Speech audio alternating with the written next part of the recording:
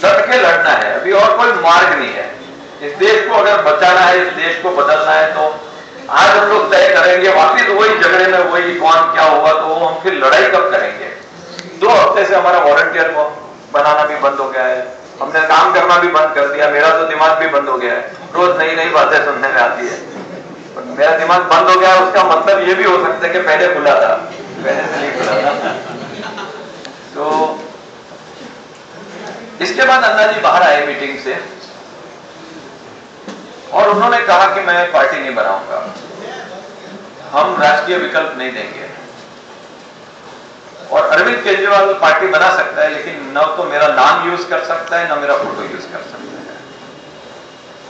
तो सबको बहुत धक्का लगा, क्योंकि अंदर तो सब लोग ये बोल रहे थे, तुमने बुलाया था पूछने के लिए, और 36 लोग ने यह कहा पार्टी बननी चाहिए, विकल्प होना चाहिए। वीके सिंह, किरण बेदी, संतोष हेगड़े और 2 जन थे, वो सबने मना किया था, बाकी सबने कहा था पार्टी बननी चाहिए। और उसके बाद अन्ना जी कहे मैं पार्टी नहीं बनाऊंगा, ये तो समझने में आ सकता है कि अन्ना जी का अपना एक विचार है, वो विचार को रहने दें। लेकिन ये कहे कि भाई हम बनाने नहीं देंगे और हम अपना नाम नहीं देंगे, क्योंकि आईएससी तो लड़ा था अन्ना जी के नाम पे ना, हमने जान प्राण तो दिए थे अन्ना जी के लिए। और फिर अन्ना जी ने कहा था पार्टी बननी चाहिए, अन्ना जी ने कहा था राजकीय विकल्प होना चाहिए, अन्ना जी ने कहा था इस प्रकार पार्टी बनाइए, मैं पूरे देश में समर्थन करूंगा। अन्ना जी ने कहा था ओपिनियन पोल लीजिए, ओपिनियन पोल फेवर में आ गया पार्टी के। फिर अन्ना जी ने कहा नहीं अच्छे अच्छे लोगों को बुलाया, उन्होंने कहा कि नहीं पार्टी बननी चाहिए। इसके बाद अन्ना जी का यह कहना थोड़ा सा हमको दुख पहुंचाया। ऐसे बीच में बात करेंगे तो लंबा नहीं चलेगा, थोड़ा मेरी बात सुन ले। 2 शनिचर पहले मुंबई में हमने एक मीटिंग करी थी, 350 के करीब लोग थे, जहां पे हमने ऐसा रिजोल्यूशन पास किया था कि हम पार्टी तो बनाएंगे जरूर, और अन्ना जी को रिक्वेस्ट करेंगे कि आप इस पार्टी के अंदर आए। तो गए संडे को, आप में से कितने जन अन्ना जी के पास गए थे? आप सब जानते हो क्या हुआ वहां पे।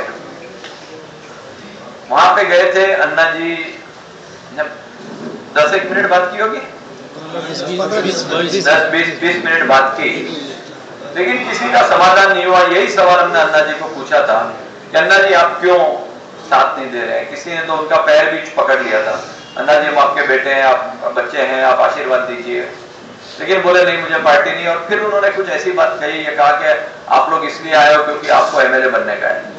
तो वो मुझे लगा कि थोड़ा ये ठीक नहीं, हम में से किसी को पावर नहीं चाहिए। मैं तो 10 बार कह चुका हूं कि मैं मर जाऊंगा फिर भी चुनाव नहीं लड़ा रहूंगा। तो हम कोई यहाँ पे पावर के लिए नहीं आए, हम इस देश बदलने के लिए आए। तो अन्ना जी का इस प्रकार का एक्यूजेशन करना कि आप लोग इसलिए यहाँ पे आ रहे हो क्योंकि आपको सबको खासदार बनना है, ये मुझे लगा कि थोड़ा सा और किसकी बात में अन्ना जी आगे हैं, क्योंकि अन्ना जी को मैं 2002 से जानता हूँ, बहुत सीधे बहुत भले आदमी है। तो इस सब में पोजीशन अपनी ये हो गई है। आज का मैंने आपको पूरा बता दिया कि कहां तक हम लोग पहुंचे हैं। और उसी रात को अन्ना जी रामदेव जी के साथ एक सीक्रेट मीटिंग में बैठे हैं। तो रामदेव जी, अन्ना जी, वीके सिंह और किरण बेदी बैठे थे सीताराम जिंदल के साथ में। तो ये लोग रात को बैठे और कुछ ना कुछ गलती से अन्ना जी के सेक्रेटरी जो सुरेश पठारे ने हमें बता दिया, कुछ बात हुई थी और ये बोला कि अन्ना जी तो आज रामदेव के साथ मीटिंग में बैठे।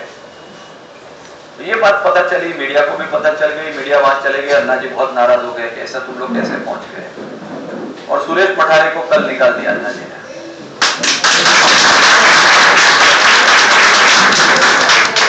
अब ये सवाल है किस लिए निकाला? पठारे बहुत गंदा पॉलिटिक्स खेलता था, बहुत कुछ करता था, उसके लिए निकाला या इसने बता दिया कि अन्ना जी सीक्रेट मीटिंग कर रहे हैं इसलिए निकाला? हम नहीं जानते हैं, लेकिन हम बहुत खुश हैं कि पठारे निकल गए। अन्ना जी के ऊपर एक जो उस दिन भी संडे को गए थे, तभी पठारे ने भी बहुत अन्ना जी के कान भरे थे और बहुत कुछ किया था, छोड़ दीजिए उसको। लेकिन आज की जो फैक्ट्स है वो मैंने आपके टेबल के ऊपर रख दिए। कल अरविंद ने एक स्टेटमेंट दिया था और मैं इस स्टेटमेंट का सम्मान करता हूं, इसलिए नहीं क्योंकि मैं अरविंद को मानता हूं, अब तो मैं किसी को नहीं मानता हूं मेरी भारत माता के सिवा। आज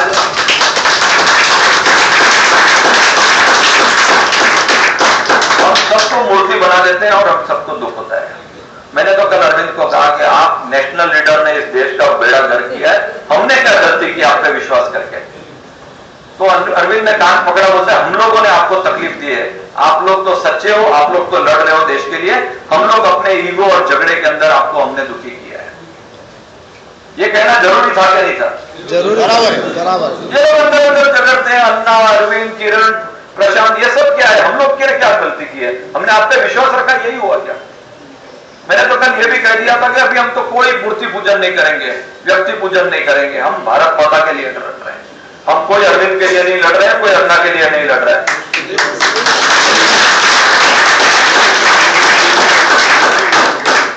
मैं इसलिए लड़ रहा हूं क्योंकि मैं चाहता हूं मेरा देश समृद्ध देश हो, बिना भ्रष्टाचार के देश हो, अच्छा देश हो।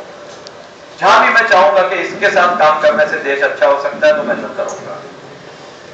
अगर मुझे लग रहा है कि अरविंद केजरीवाल पार्टी बनाने का विचार ठीक है तो मैं उनके साथ काम करूंगा, और जिस दिन अन्ना जी आंदोलन करेंगे तो मैं जाके अन्ना जी के साथ खड़े रह जाऊंगा आंदोलन। जिस दिन रामदेव आंदोलन करेंगे काले धन के विरुद्ध तो मैं उनके साथ जाके खड़ा। हम किसी के बदुआ लेबर नहीं है, बहुत हो चुका। बात सही है मेरी? बराबर है। अब अगली करते हो हाथ ऊपर करें, बस। कोई किसका गुलाम नहीं है, कोई बदुआ लेबर नहीं है। कि आपने कॉल दिया आप कुछ भी करते रहो, हम लोग आपको फॉलो करते रहे, ऐसा बिल्कुल नहीं होगा आज के बाद। ऊपर वाले ने इतना तो दिमाग दिया कि सही क्या है गलत क्या है। हम सारे लोग सब कुछ छोड़ के देश की सेवा करने आए हैं। कोई एक आदमी के लिए, एक आदमी के पीछे आंख बंद करके पड़ने नहीं वाले हैं, ये मैंने तो तय कर लिया है। और मैं मुंबई की टीम को भी यही कहूंगा कि हम वही करेंगे जो सही है, वो नहीं कहेंगे क्योंकि कोई कुछ कह रहा है। ये हो चुका, ये कर लिया हमने 1.5 साल। कहीं ना कहीं हमको ये लगा कि हमने जितना विश्वास के साथ विश्वासघात किए, जिस निस्वार्थ, जिस बलिदान के साथ हम लोग लगे थे, कहीं ना कहीं हमको ऐसा लगा कि हमारा फायदा उठाया गया। ये लग रहा है कि नहीं आप लोगों को? कभी कभी ऐसा लग रहा है, कभी। लेकिन मुझे ये लग रहा है कि हमें भी कुछ ज्यादा नहीं हो जाना चाहिए, बैलेंस अपना रखना चाहिए।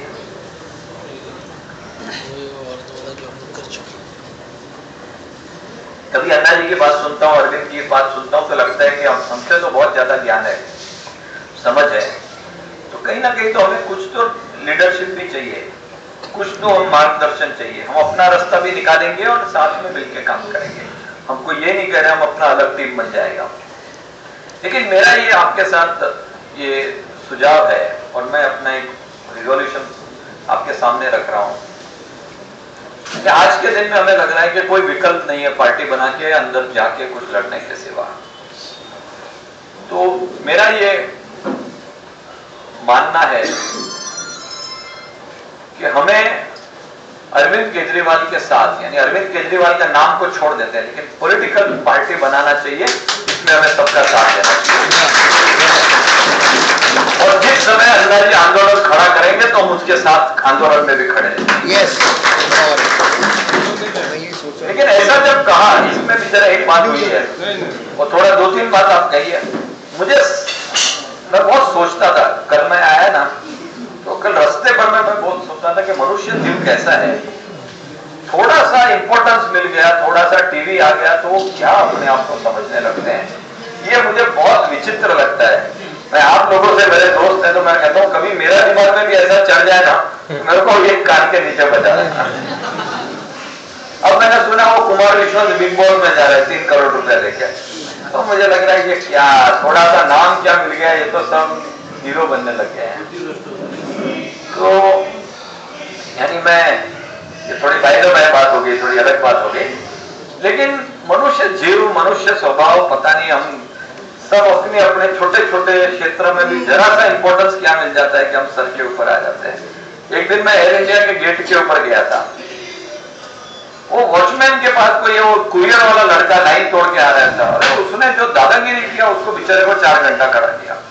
तो ये भारतीय स्वभाव में है या मनुष्य स्वभाव में है कि थोड़ा सा पावर मिल जाता है तो उसको कैसे प्रयोग करना है, दूसरे को कैसे दबाना है, बस इसी के ऊपर लगते रहता है। और ये हम जब गवर्नमेंट को देखते हैं, शासन को देखते हैं, तो यही लगता है ये शासन यानी शोषण करने का हथियार है। कैसे लोगों का शोषण किया जाए, ज्यादा से ज्यादा पैसा निकाला जाए, ज्यादा से ज्यादा तकलीफ दिया जाए, ज्यादा से ज्यादा एरोगेंस दिखाया जाए। मैं यानी क्या? मनीष सिसोदिया मेरे को बोला, मयंक भाई कैसा लगता है सेलिब्रिटी बनने का? मैं उसको बोला, भाई तू सेलिब्रिटी होगा, मैं तो कोई सेलिब्रिटी नहीं हूं। तो पता नहीं क्या हो जाता है, लोगों के दिमाग में ऐसा चढ़ जाता है। मैं तो सिर्फ 2-3 लोगों को मिला हूं जिसको ऊपर नहीं चढ़ा है, एक प्रशांत है और एक अरविंद है। बाकी मुझे सबका ऐसा दिखने लगता है कि ऐसा चढ़ जाते हैं, बाप रे, यानी भगवान बन गए। सब बोलते हैं अरे भगवान भगवान, तो वो खुद ही सोचने लगते हैं मैं भगवान बन गया। ये जो भगवान वाला जो पता नहीं मनुष्य को भगवान बनने की इतनी जल्दी क्यों हो जाती है? इसको बोलते हैं चाय से गर्म केटली। ठीक है, चलो ये तो मैं ऐसे टॉपिक से बाहर निकल गया, लेकिन मैं सिर्फ आपको ये कह रहा हूं कि आगे आगे ये भी धक्का लगेगा कि कुमार विश्वास जाके टीवी पे जाके बिग बॉस में कुछ भी बोलता है, कल उठ के वो दूसरा कहीं और चले जाएगा। और ये इस प्रकार की जो विचार है मुझे पर्सनली पसंद नहीं है। जितना ऊपर चलते रहो उतनी अपने में नम्रता आनी चाहिए, उतनी ह्यूमिलिटी आनी चाहिए। इसके बदले में एरोगेंस आते जा रहा है और ये दिख रहा है, और दिखने के बाद अच्छा नहीं लग रहा है। कभी ऐसा फीलिंग आता है कि अरे बाप रे, कैसे लोगों को क्या सोचा था और कैसे पहुंच गए। जैसे लास्ट संडे को आप लोग गए थे अन्ना जी के वहां, जिस प्रकार का आपने पूरा माहौल देखा तो कहीं ना कहीं लग गया कि अरे बाप रे, तो अन्ना जी तो हमारे थे, इसके बीच में ऐसे बाउंसर्स कहां से आ गए, सिक्योरिटी हमारे बीच में कहां से आ गई। पठारे बोलता है उधर जाके बैठो, ऐसे दिल्ली से मुझे फोन करा है, अपॉइंटमेंट लेके आप लोग आया है क्या? कैसे कोई कारपोरेटर के अच्छे से मिले? ठीक है ठीक है, चल। एक बार मैं ये कह रहा हूँ, हम लोग 6 घंटा चल के गए, किसी ने पानी तक नहीं पूछा। ये मुझे लगा कि एक मेहमान गति का एक प्रीपेड सर्विस थी। चलिए कोई बात नहीं, इसकी बुराई करने के लिए हम नहीं आए हैं, मैं हकीकत रखने के लिए आया हूँ। लेकिन कुछ लोग को अन्ना जी के ऊपर गुस्सा आ जाता है, कुछ लोग को अरविंद के ऊपर गुस्सा आ रहा है, और मैं देख रहा हूं कि भाषा अभी थोड़ी नम्रता कम होते जा रही है, एक दूसरे के विलन बन जा रहे हैं। अन्ना जी खराब हो गए, अरविंद जी खराब हो गए, किरण ऐसी हो गई है, तो मुझे लग रहा है कहीं ना कहीं हमारा भी दोष हो रहा है। थोड़ा सा हमें भाषा में नम्रता होनी चाहिए। एक अरविंद ने कल एक चिट्ठी लिखी थी, वो मैं पढ़ना चाहता हूँ आपके सामने।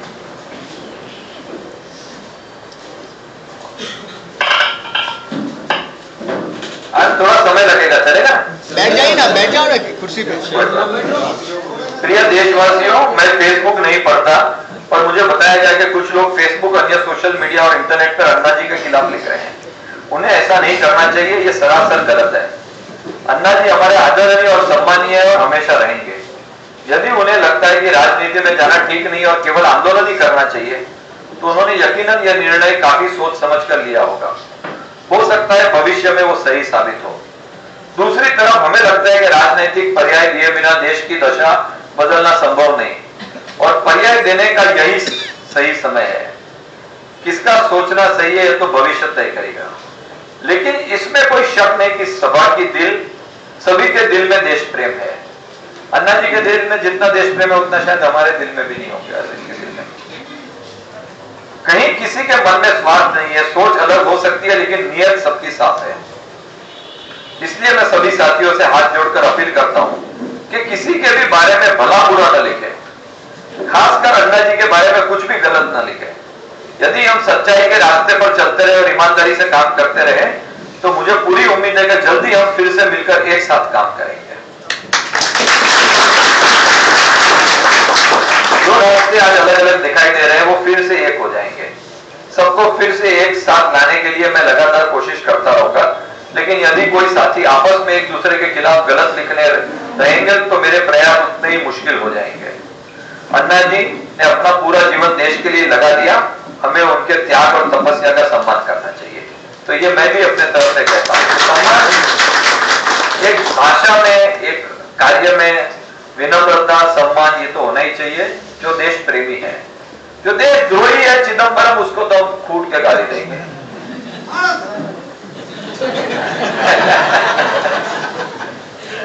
लेकिन जो देश प्रेमी है, अलग अलग सोच हो सकती है और उसका मतलब कहीं सम्मान में कमी ना होनी चाहिए, कहीं भाषा में कुछ ऐसा ना होना चाहिए। ये चीज को मैं थोड़ा सा आपके सामने रखना चाहता हूँ। तो कल और एक बात जो हुई 3 दिन पहले,